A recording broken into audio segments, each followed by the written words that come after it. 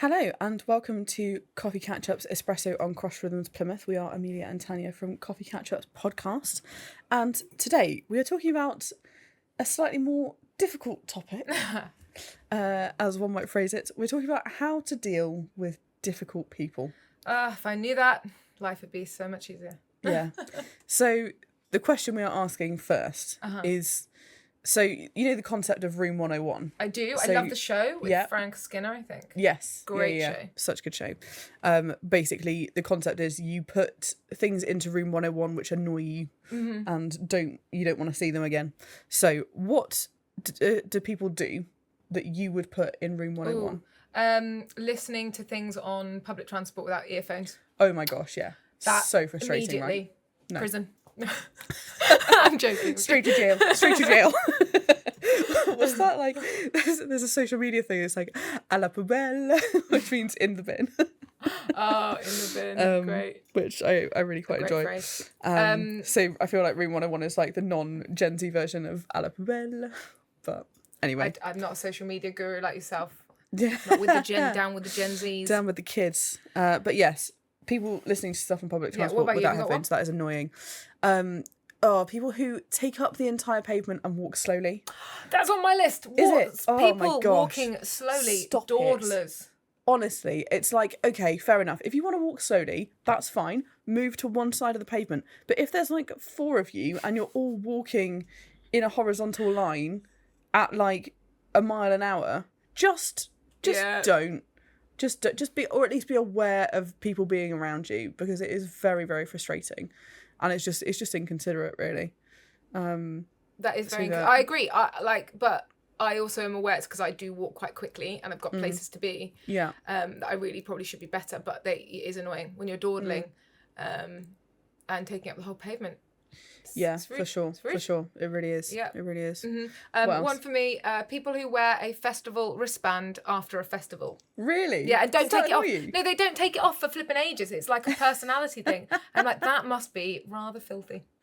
Oh yeah, it's kind of grim, isn't it? I mean, sometimes I keep mine on for a couple of days, like if I've been to like Creation Fest or something, like sometimes it stays on, but like not for more than like 3 days. Do you know what I mean? Like it comes off pretty quickly. And again, it just makes me feel like gross. It's like I've showered with this thing on for a while, but I feel like sometimes, depending on how tight it is, the water definitely doesn't get under there sometimes. Like I need to take that off or I feel gross. Another so one? that I understand. Another one. I mean, I don't know really. Oh, I've lost my train of thought. I should have noted these down beforehand, shouldn't I? People that like apologise too much. Oh yes, we were having a conversation about this earlier. It's just like, sorry, I'm so sorry. I'm so sorry. I'm sorry. Yeah, we get it. You're sorry. It's like, okay, if you've done something wrong, apologise, but don't apologise 10 times for the same thing throughout the conversation. It's like, if I've said it's fine. Like, move on. Do you know what I mean? Like, it feels a bit attention seeking, to be honest. Like, do you know what I mean? It just gets very like, and you know, I know sometimes for some people that kind of is because of anxiety that kind of comes out, fair enough. But like, don't overdo it. If I've said it's fine. Don't worry about it. Yeah, I know what you mean. The over apologising thing it's very British though, isn't it? It's very so British. One of the things that bothers me in life is, and this may get me quite a lot of dislike, and I have been guilty of this in the past, but people who post Instagram like photos of their food or breakfast or a lot, like I'm like, no. Yeah, fair. Yeah, I sometimes put that on my story, but I don't just like. Yeah, it has to be pretty spectacular for it to go on, and then immediately I dislike myself for doing it. I'm like, you are one of those people. You did that. Merging. If people who don't understand the concept of merging when driving, that winds me up the wrong way. Yeah, for sure. That's a big one for me. But yeah, I think those are some of my Room 101. Yeah. Pop them in there. Yeah, pop them in there, lock the door. That's off you go. Very good ones. Very good ones. But I mean, you know, so major one. What? I can't believe I didn't mention it's the worst thing ever.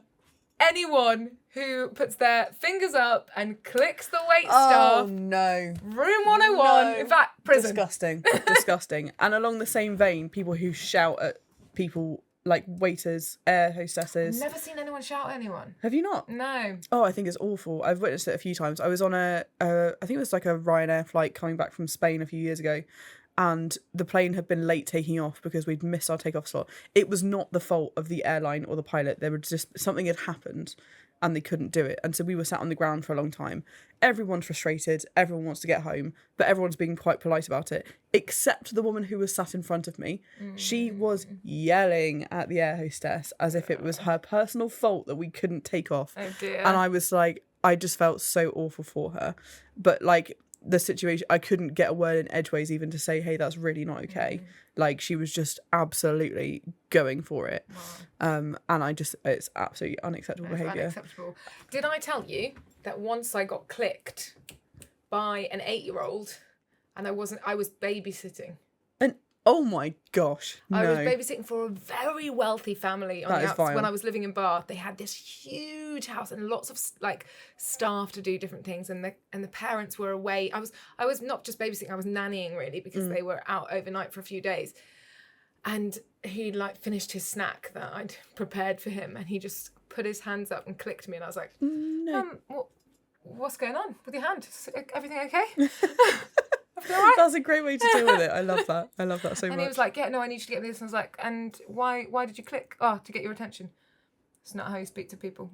No. And I taught him a lesson which I don't think has gone very far, because it'd be interesting to see where that young man is now. Yes. No doubt clicking in a restaurant. Oh, Huzzah. gross.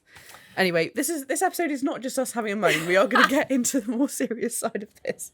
But, we felt the need to do that because it is funny, but also, cathartic, just trying to get Absolutely. our And emotions you've got to out have a about bit this of fun. thing. Like some of You these, have, it's true. I wouldn't really put people that wear festival wristbands in room 101, but I sort of do want to at the same time. Yeah. Yeah.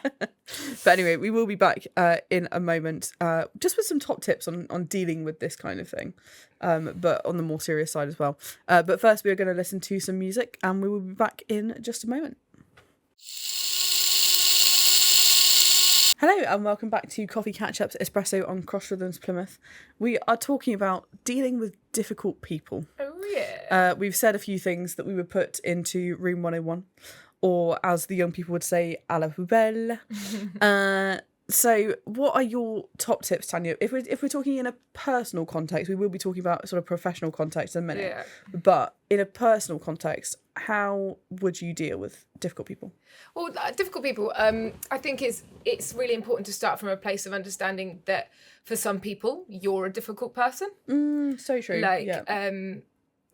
We all have moments where we clash. We all have bad days where we're grumpy, and we all have days where some things happen that's really inconvenienced us. Like I remember this one time where I was definitely somebody's difficult person.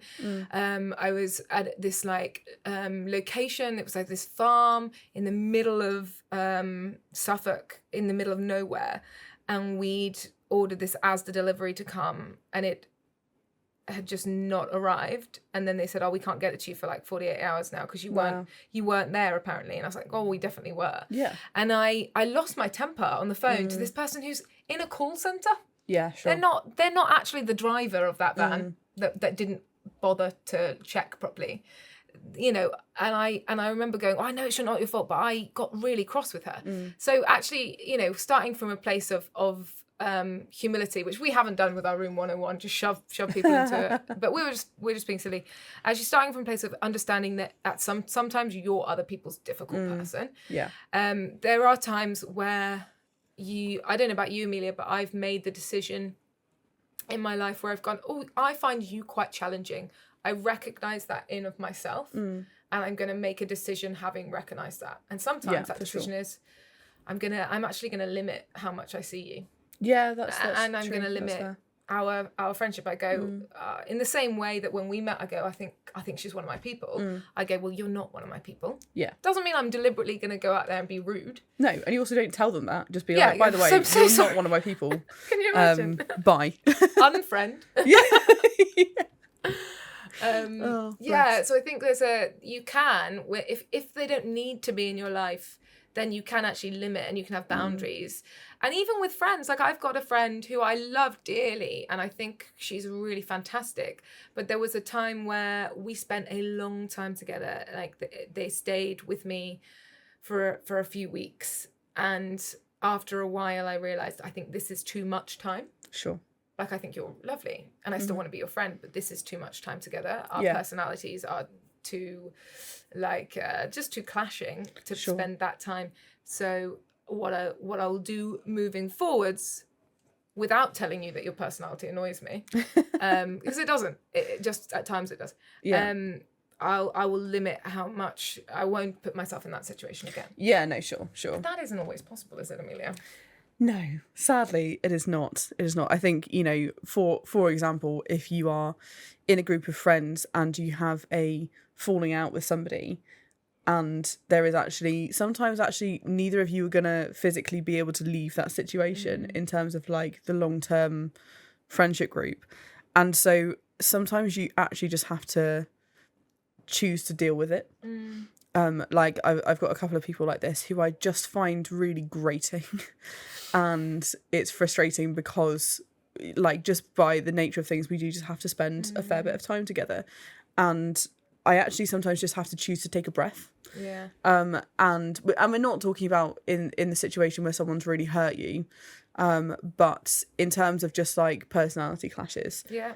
I think sometimes you have to choose to use it as what my dad would call a grace grower.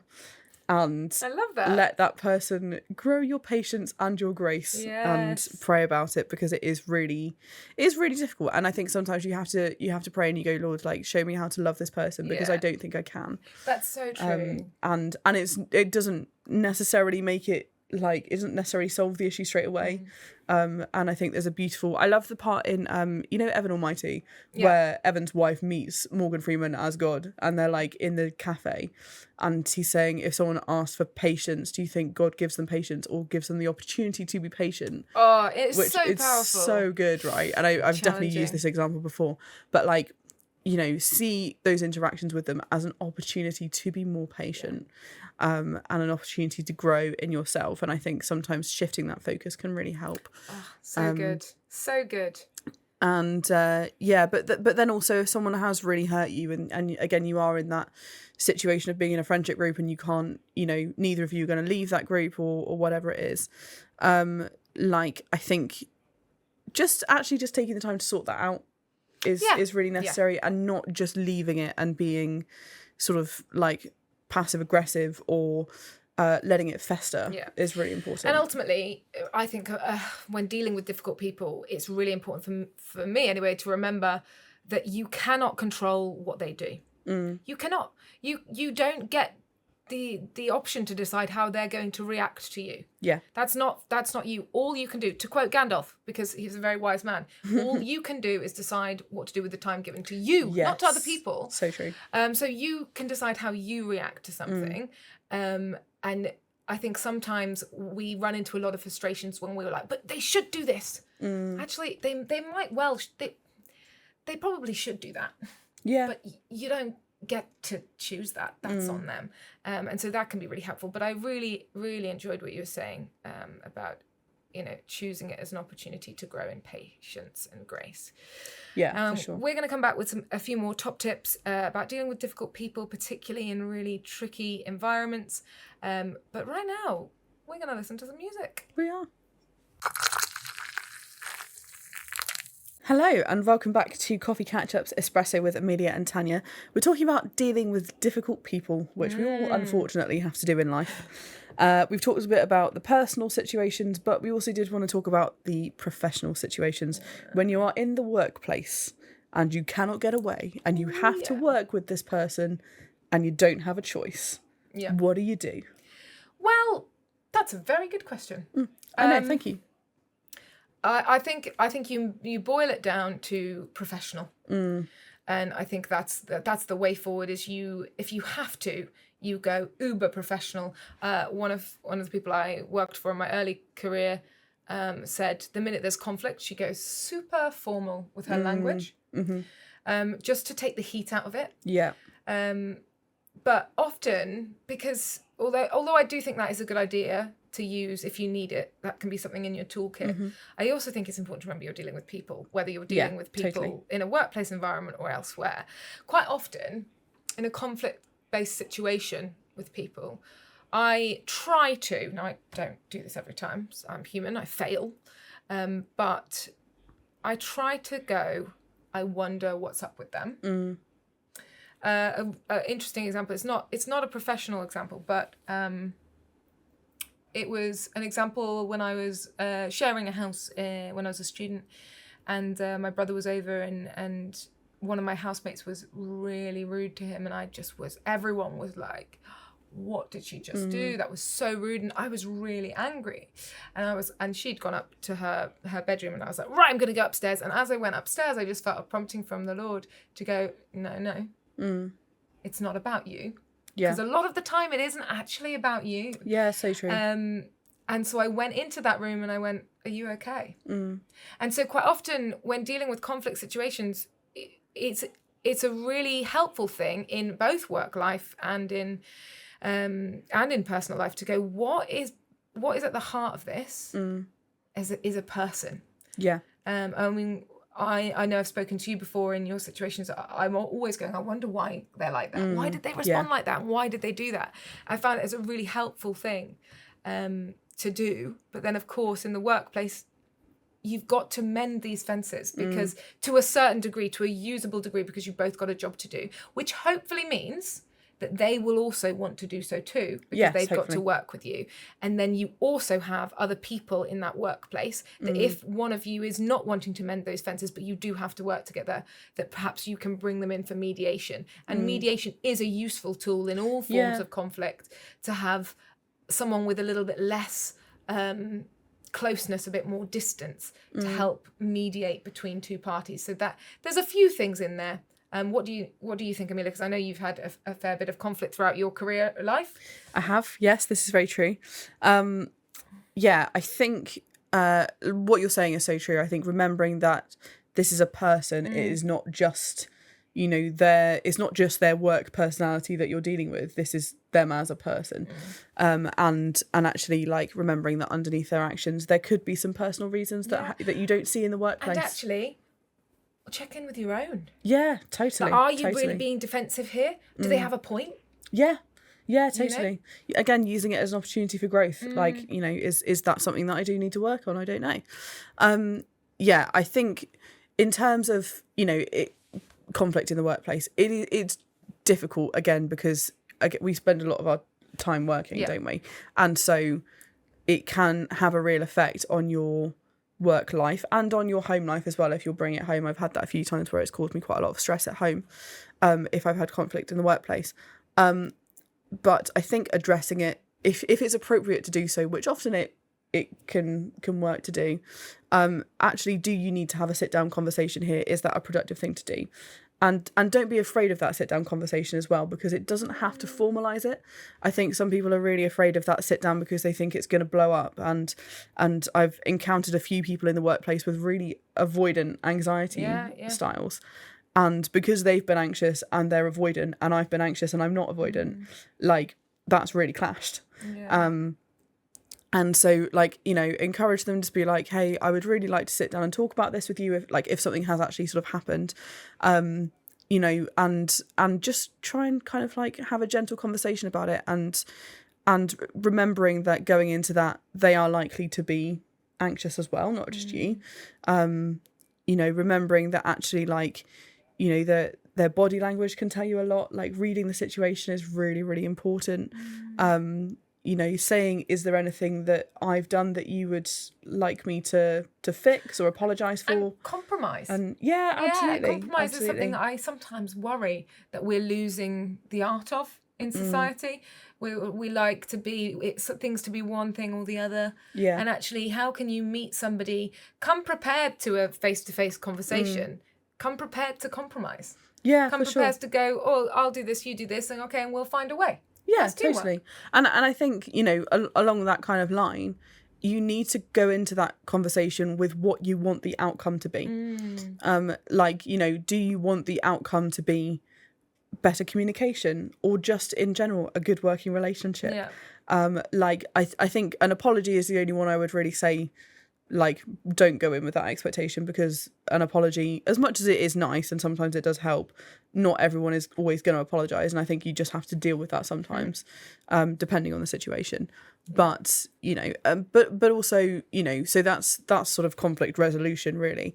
But in terms of just like different personalities, again, I think it's just important to use that as an opportunity for growth and kind of go, look, you know, this is going to grow my professional capability if I learn to work with people like this. And getting to know them, and, you know, you don't have to delve into their personal lives or anything like that, or, you know, sit around braiding each other's hair, but actually kind of just like, you know, try and get to know, like, you know, who they are, how do they work, what do they value, and how can you work with that. There's a line between that and adapting too much and people pleasing, but within the workplace, how can I work best with this person, is really important. Really cool.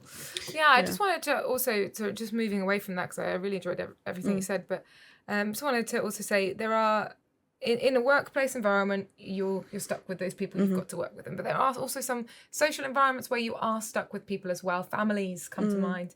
Families are complicated and messy, and there are times where you will clash with family members and you think to yourself, gosh, I've got to do the rest of my life with these people. Every Christmas, and of course, you know, everybody will come to their own area of how much of their family they will choose to, as an adult, choose to be around. And that's very important, that you create those boundaries in your family. But in those moments where you're going, okay, well, I'll get through Christmas Eve to Boxing Day, and then I'm going to go home. So I've just got to get through this time. I think for myself, what I've always found as a person of faith really helpful, and I think you mentioned something of it earlier, is going, God, give me grace. Yeah, totally. God, give me strength where I do not have any. And like meditating on the fact that everybody is a child of God, and some of the verses in the Bible, and trying to think about the people who are causing you grief and causing you stress, who, you know, maybe really irritate you, or maybe do things you don't like, or whatever it is, and go, God still loves them. God still loves them. And so who am I, this small little earthling, to say that they are not good enough? Yeah, or absolutely. That I, you know, like, try to see, I'm preaching to myself so much here because I really struggle with certain people. Try to see why God loves them. And with some of my prison work, when going into prison, you met people who saw no worth in themselves, and thought, I'm going to continue down this road of pretty evil stuff, because to face the idea that I have any kind of value or could do anything right is too much. And I believe, and I know that God loves them, and he can bring them into his kingdom if they accept him into their lives. So, and he loves every single person. And if you really believe that God loves every single person, then you've got to try that too. Yeah, absolutely. So anyway. No, you're so right. And there are some great Bible verses that are actually really challenging, that we can bring in here. Ephesians 4:2 talks about bearing with one another in love, and there is something about the challenge of loving other people in that sentence, I think. And actually, like, you know, sometimes you really do just have to bear it. But love is always the right choice. And also in Ephesians 4:26, don't let the sun go down on your anger. Yes, a great Such verse. a good one. I hear that verse like said a lot in non-Christian circumstances. They just think it's a great quote. But it is so important. Like, try to resolve your conflict by the end of the day. It's not always possible. It's not. But it's a good thing to try to do. Absolutely. So that is our conversation on dealing with difficult people. We are going to be back in just a moment with some snack chat. But for the moment, we are going to listen to some music.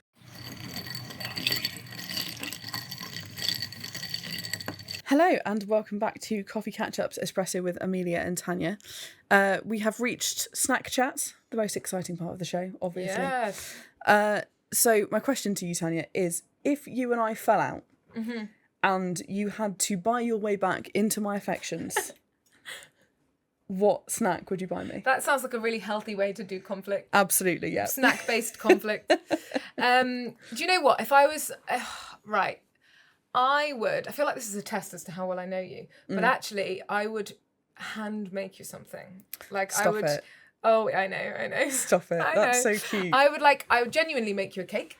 I know that's, I would be like, I'm actually going to bake because I feel like it says more. If I was super smart, I did think about saying I would like make you some South American food, but then I was like, but I don't know how to do it. South American food is my love language. It is, but I appreciate the thought. If it was bad, I feel like that might not help the situation. Here's an insult to the thing you love. Yeah, exactly. So I thought I'll make you a cake.